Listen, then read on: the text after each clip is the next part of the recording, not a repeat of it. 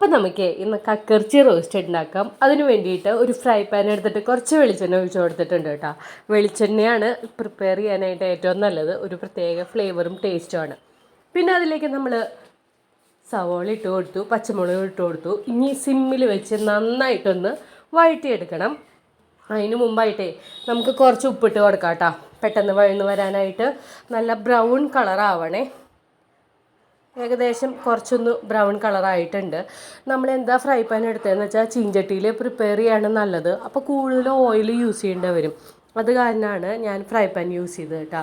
അതിലേക്ക് മുളക് പൊടി 1 സ്പൂൺ ഇട്ട് കൊടുത്തു.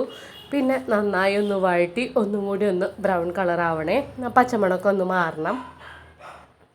എന്നിട്ട് നന്നായിട്ടൊന്ന് വഴന്ന് വരട്ടെ. വഴന്ന് വന്നിട്ടുണ്ട്. പിന്നെ ഇതിലേക്ക് നമ്മൾ കുറച്ച് മഞ്ഞൾപ്പൊടിയും പിന്നെ കുറച്ചും കൂടി ഉപ്പും കൂടി ചേർത്ത് കക്കിറച്ചിയും കൂടി ഇട്ട് നന്നായിട്ടൊന്ന് മിക്സ് ചെയ്യുക കേട്ടോ.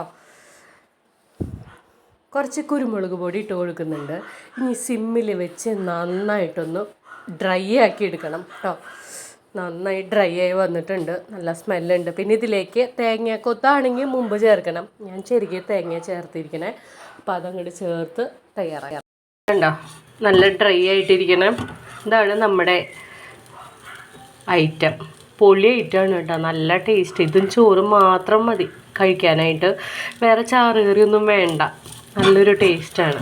അപ്പോൾ എല്ലാവരും ഇത് ട്രൈ ചെയ്യണം കേട്ടോ.